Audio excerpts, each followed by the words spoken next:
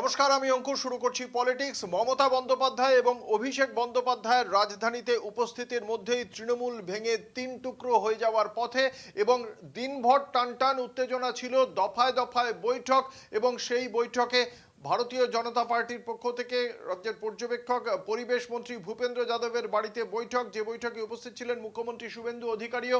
সেখানেই গিয়ে বিদ্রোহী সাংসদদের একাংশ গিয়ে বৈঠক করেন। দিনভর বৈঠকের পর এই মুহূর্তে শতাব্দী রায়ের বাড়িতেও একটি বৈঠক এবং আড্ডা হচ্ছে বলেই খবর। সর্বশেষ আপডেট জানবো। আমাদের সঙ্গে রয়েছেন আমাদের বিশেষ প্রতিনিধি দেবজ্যোতি ঘোষ। দেবজ্যোতি, সর্বশেষ কি আপডেট রয়েছে? দেখো, এই মুহূর্তে কিন্তু একটা ফিল গুড পরিবেশ। ইতিমধ্যেই কিন্তু শতাব্দী রায়ের যে বাড়ি রয়েছে দিল্লিতে, সেই বাড়িতে তৃণমূল কংগ্রেসের বিদ্রোহী সাংসদরা যেমন উপস্থিত রয়েছেন, তেমনি কিন্তু রাজ্যের মুখ্যমন্ত্রী শুভেন্দু অধিকারী উপস্থিত রয়েছেন। সেখানে একটা অন্য বাতাবরণ তৈরি হয়েছে, কারণ বহুদিন তৃণমূল কংগ্রেসে ছিলেন শুভেন্দু অধিকারী। 2021-এ তিনি 2020-তে তিনি তৃণমূল কংগ্রেস ত্যাগ করে ভারতীয় জনতা পার্টিতে যোগ দেন, মুখ্যমন্ত্রী হয়েছেন এবং তৃণমূল কংগ্রেসের বহু পরিচিত বিধায়ক সাংসদ এখন তার সঙ্গে বৈঠক করছেন এবং সেখানে গুরুত্বপূর্ণ বেশ কিছু আলোচনা হতে পারে।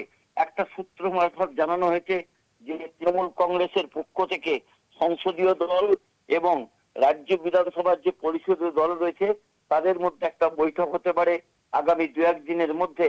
সেখানে সেই বৈঠক থেকে কি সিদ্ধান্ত নেওয়া হবে, তাহলে কি তৃণমূল কংগ্রেসের নেত্রী মমতা বন্দ্যোপাধ্যায়ের তৈরি করা ঘাসের উপর জোড়া ফুল সিম্বল কেড়ে নেবে এই বিদ্রোহী গোষ্ঠী?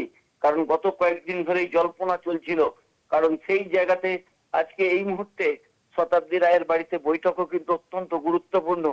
তাসের ঘরের মতো তৃণমূল কংগ্রেস যেভাবে ভেঙে পড়ছে, তাতে আর কিছুদিনের অপেক্ষা হয়তো তৃণমূল কংগ্রেসের মমতা বন্দ্যোপাধ্যায়ের তৈরি করা যে তাদের যে ঘাসের উপর জোড়া ফুল সিম্বল, সেই সিম্বলও কি হাতছাড়া হবে?